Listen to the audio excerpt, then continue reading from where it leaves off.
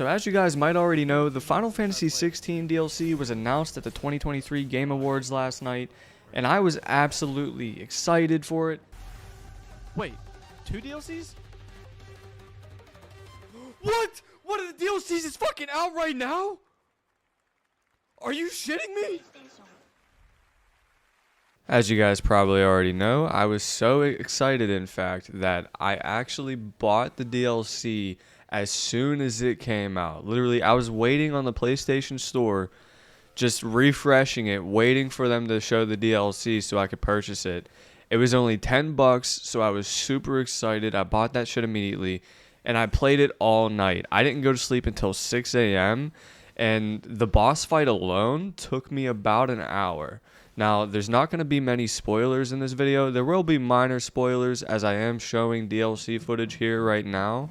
But I will not be going deep into spoiler territory with this video. That's not what I intend to do. I just want to give you guys some brief information, some things that you might want to know.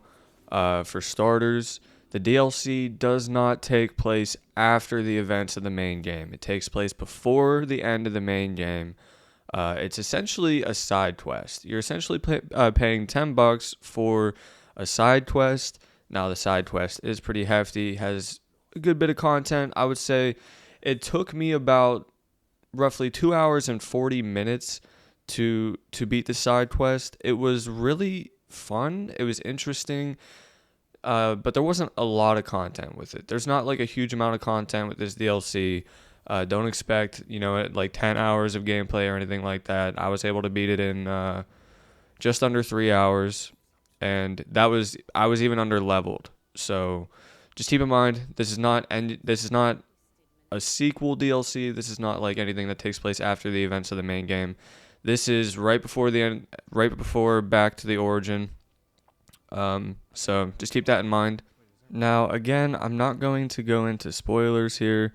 I guess minor spoilers. I do want to give you a brief overview of what the DLC is about, just so you kind of know what you're getting into. So basically, you start the DLC by talking to Karen in the hideaway, and she informs you that someone is selling crystals on the black market. Now, this is alarming because at this point in the story, all of the mother crystals have been destroyed. So your goal is to essentially find out who's selling these crystals, find out why, and how they're getting them. Once you finish a couple of the side quests, you have to finish Priceless, and you have to finish Where There's a Will. You finish those 2 side quests towards the end of the game, and then you can access Echoes of the Fallen. One other thing I want to make you aware of is the final boss fight for the DLC. Just keep in mind that if you are underleveled like I was, this DLC boss fight is going to kick your butt. It kicked my butt for a good while because I was level 83 when I challenged the DLC boss. And, it's doable. I managed to beat it, but it was kicking my butt. And I just wanted you guys to be aware that if you go into the DLC, if you start it and you're underleveled, you will not be able to back out and grind some levels and come back. Well, you will, but you'll have to start over from the beginning of the level.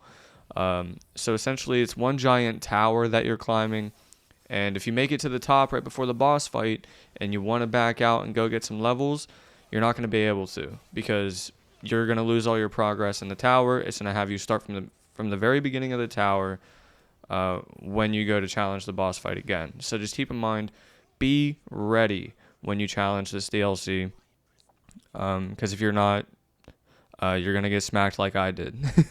So just be ready. Now, although this DLC is pretty fun, there are a few things that disappointed me and that I want to touch on real quick just so that you are aware and that you are not blindsided in any way.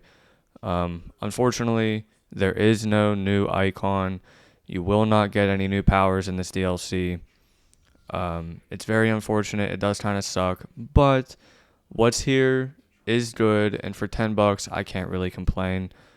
One other thing that disappointed me is the fact that you don't get to play as any new characters. A lot of people were hoping that you would get to play as Sid or I was hoping that we would get to play as Joshua, but unfortunately, that's not here. You play as Clive throughout the entire DLC.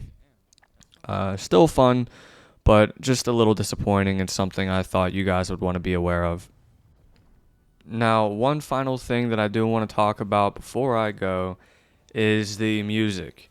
Specifically, the final boss fight music for this DLC. It's pretty good. I really liked it. I was super hyped when I started listening to it. I think you guys will be too. It's a pretty good song.